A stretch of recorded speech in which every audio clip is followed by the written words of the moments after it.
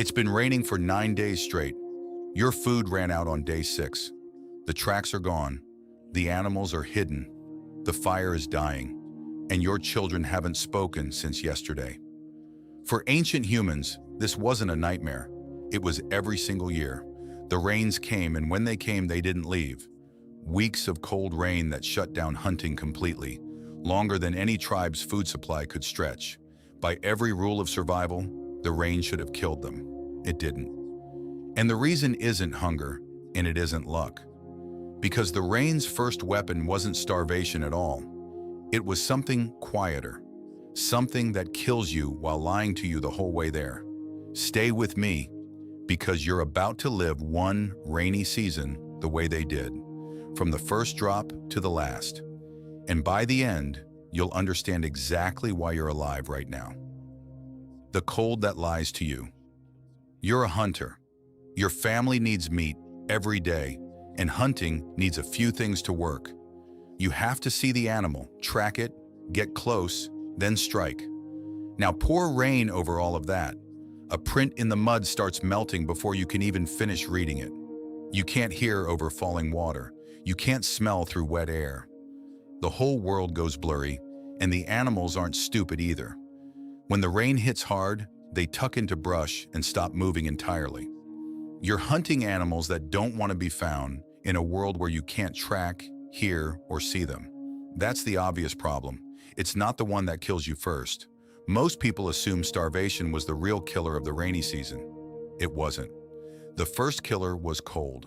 Wet skin pulls heat out of your body far faster than dry cold ever could.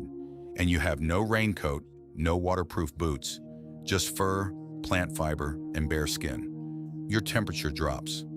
This is hypothermia, and it's genuinely terrifying because it doesn't feel like dying.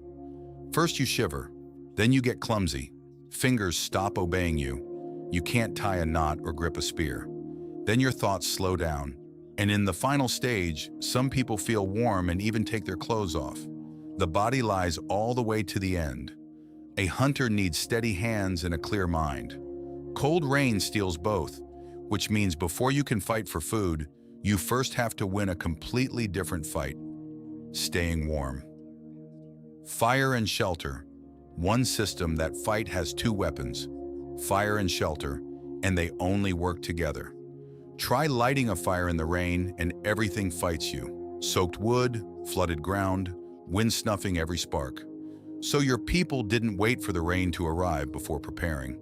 They gathered dry wood early, stacked it deep inside shelter, kept it off wet ground, and protected the thinnest, driest slivers like treasure, because those are what keep a dying flame alive.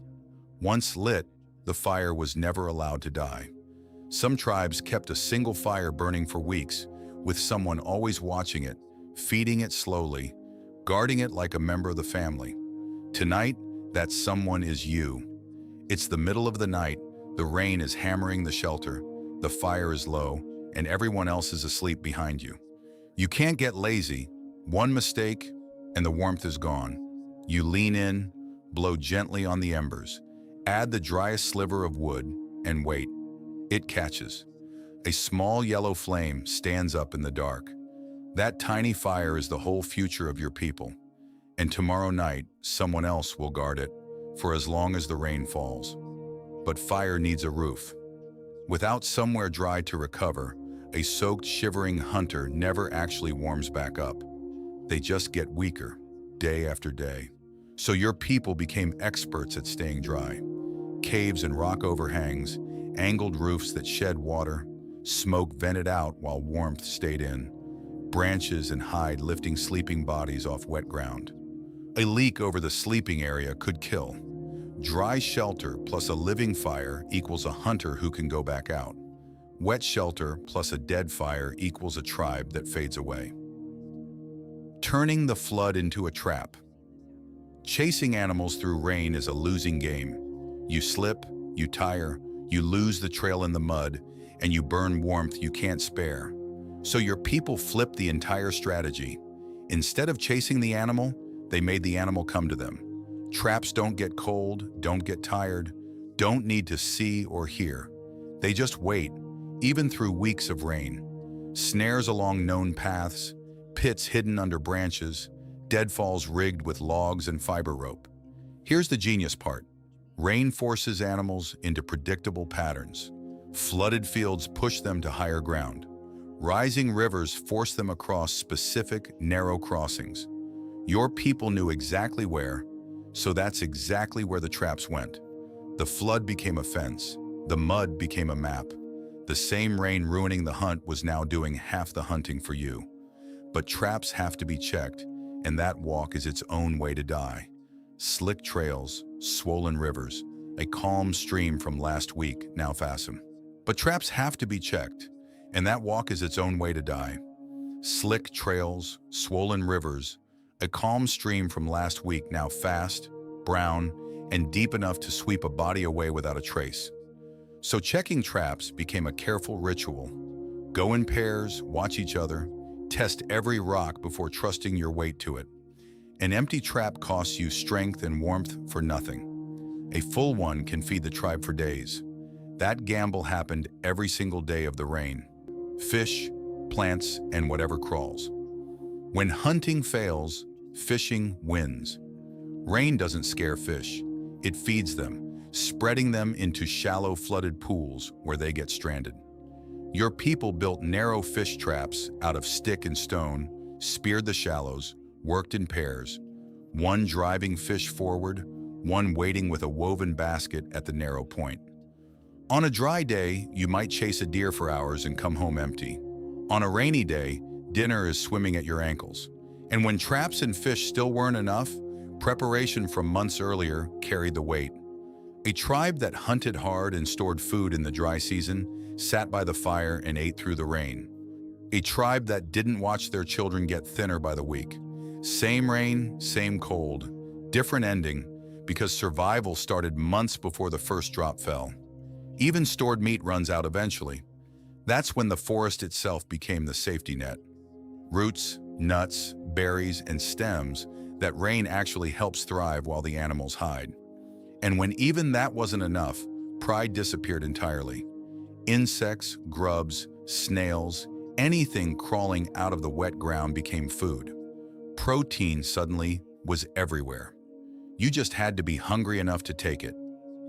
The group as a single weapon. Wet weapons betray you too. Slippery grips, weak bowstrings. So tools were kept dry, and your people learned to read brief pauses in the rain to move fast in the gaps. But the biggest weapon wasn't any single tool, it was the group. In a drive, a line of people spread through the wet forest, shouting, pushing animals toward a trap, or toward the one narrow river crossing they couldn't avoid, exactly where hunters already waited, patient, sometimes for hours, for one throw that could feed everyone. The war inside the mind. What makes weeks of rain so deadly isn't one bad day. Anyone survives a bad day. It's the grind. Week 3, clothes that never fully dry, hunger that stopped feeling like pain and become just a weight, a woodpile shrinking faster than anyone says out loud, children too quiet, watching the flame instead of playing. This is when fear creeps in, and fear kills too, because a hopeless mind makes bad choices, and giving up in the wild means dying. So your people told stories. The oldest hunter's voice, low and steady under the rain. We've survived worse. We'll survive this. Hold on. The rain always ends. Cold to weaken you. Hunger to drain you. Sickness to finish you. Time to make it all worse. And yet humans beat it. Not once, but thousands of times. Generation after generation. Because while the rain attacked their bodies, they held onto something it couldn't touch. Preparation, memory, and each other. They watched for the smallest signs the rain was ending. A shift in wind, a break in cloud, a change in bird behavior. And the moment it broke, they didn't celebrate. They hunted hard and fast, because the animals, weakened and desperate after weeks of hiding, would be out too.